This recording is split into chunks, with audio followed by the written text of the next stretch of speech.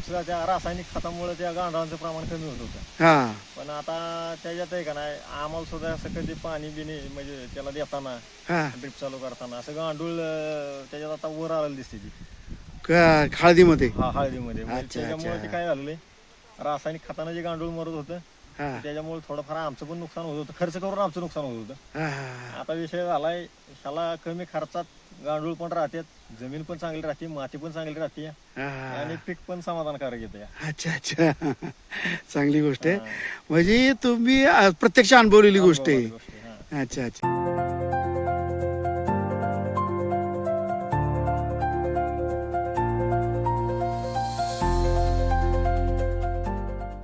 महत्वाचा विषय काय ॲव्हरेज आम्हाला आहे तेवढंच, म्हणजे आम्ही रासायनिक खतांचा खर्च करून त्याच्यापेक्षा एक 5-6 टनाने ॲव्हरेज वाढलं.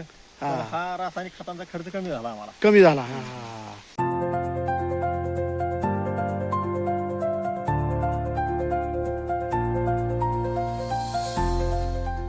ॲव्हरेज आमचं एक साधारण 5-6 टनाने ॲव्हरेज वाढलेलं आहे. वाढलेले. हा म्हणजे सुरुवातीला आमचा एक 60 टन ऊस निघत असेल तर आता एक तो 70 टनाच्या आसपास गेला. टनाच्या आसपास गेलेला आहे. हा हा. पण आहे का नाही हा. आणि ह्या खतांच्या मुळे त्या बाकीच्या खतांचा खर्च कमी झालेला आहे.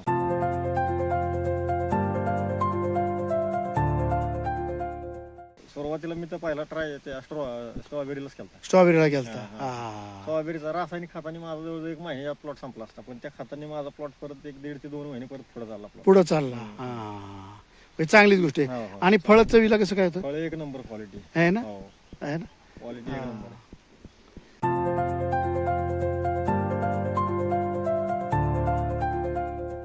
गुलाबाला त्या कळ्यांची संख्या मला म्हणजे चांगली वाढलेली त्यावेळी. आहे ना? हा हा. कळीची संख्या वाढली त्याच्यामुळे फुलांची संख्या वाढली. फुलांची संख्या वाढली. हा त्याच्यामुळे मला कसं आहे, महिन्याला मला एक 8-10 हजार रुपये मिळत होतं. हा. एक 12-13 हजार रुपये मिळायला लागले.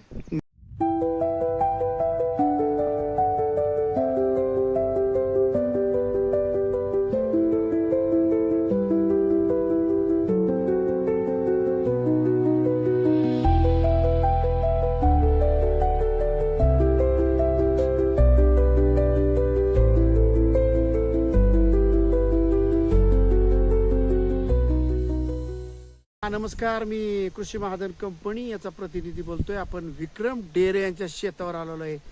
हे दिग्गज शेतकरी गेले स्ट्रॉबेरी, हळद आणि ऊस करतात आणि त्यांची मुलाखत घेण्यासाठी मी कवटे वाई तालुका कवटे इथं आलेलो आहे आणि त्यांची छोटीशी मुलाखत घेऊया. पुढील व्हिडिओ विक्रम सरांचा. ठीक आहे. नमस्कार दादा. नमस्कार. नाव काय? नाव विक्रम डेरे. विक्रम डेरे कवटे का? कवटे. Mobile number? 90-11-38-021. अच्छा अच्छा. आपली काय ऊस शेती आहे? हा ऊस, हळद, हळद, आलं आलं नसतं? आलं नाही करत. बाकीचा भाजीपाला, भेंडी, भेंडी, गुलाब होता तर ते गुलाब कमी केला म्हणजे काढलाय. गुलाब कमी केला होय? अच्छा. का बरं काढला का? ते साधारण त्याला 4-5 वर्ष हार्वेस्टिंग चालू होतं त्याचं. हा आता ते दुसरी बाग म्हणजे ते काढून दुसरी बाग करायची. हा. आता ऊसाचं नियोजन केलं ना सर तुम्ही? हा ऊस. हा ऊस आहे ना तुमचा? ठीक आहे. या की सर. हा ऊस आहे. हा 2 ऊस आहेत.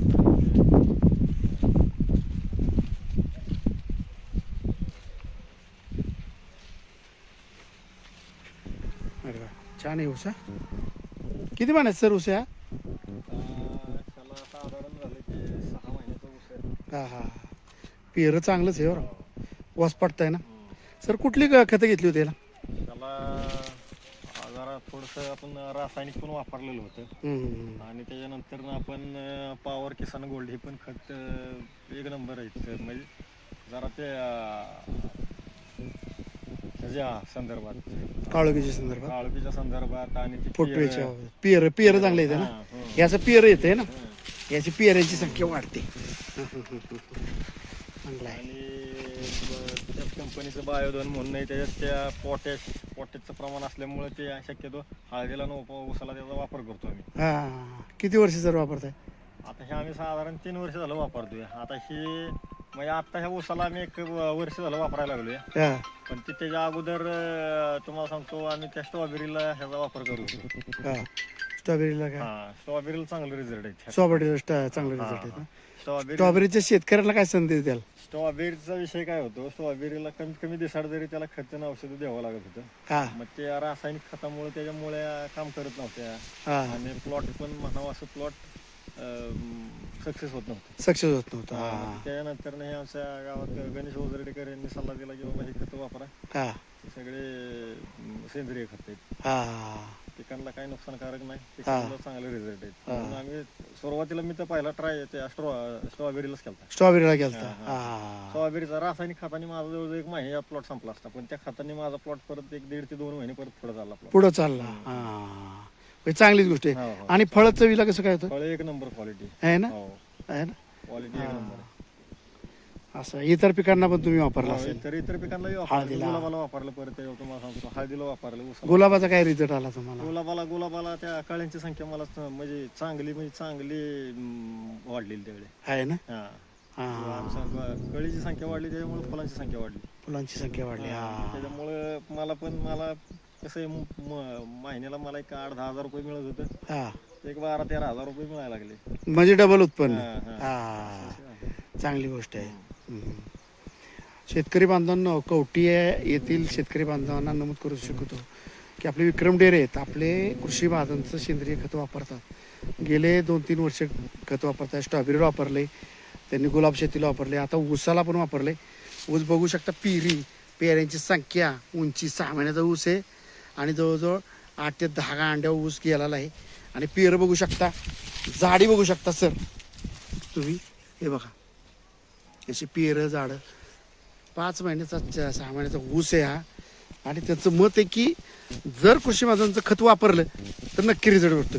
वजनाला सर कसा भरतो सर? वजनाला ॲव्हरेज आता वजन म्हणजे ॲव्हरेज आमचं साधारण 5-6 टनाने ॲव्हरेज वाढलेले. हा म्हणजे सुरुवातीला आमचा 60 टन ऊस निघत असेल तर आता तो 70 टनाच्या आसपास गेला. टनाच्या आसपास गेलेला आहे. हा, पण आहे का नाही, हा. आणि ह्या खतांच्या मुळे त्या बाकीच्या खतांचा खर्च कमी झालेला आहे आमचा. कमी झाला आहे सगळ्यात जमीची बाब. सगळ्यात जमीन. आणि सर मुळांची संख्या, मुळांची संख्या ते बाकीचा काही विषयच नाही. म्हणजे मुळांची संख्या आहे, त्याला ऊसाची ती कांडी आहे, ऊसाची गाडी आहे, ऊसाची काळोखी आहे, हा त्याच्या बाबतीत काय त्याचा विषयच नाही. नादच नाही करायचा. काळोखी कायम राहते का? काय तुम्ही मागे बोलला होता की काळोखी राहतेच माझ्या ऊसाला. कायम कायम राहते. आणि महत्वाचा विषय काय, ॲव्हरेज आम्हाला आहे तेवढंच, म्हणजे आम्ही रासायनिक खतांचा खर्च करून त्याच्यापेक्षा 5-6 टनाने ॲव्हरेज वाढलं.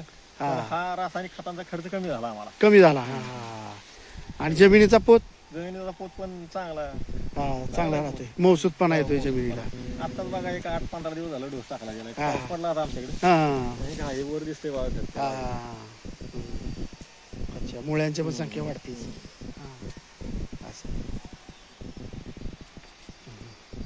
खूप छान सर माहिती दिली.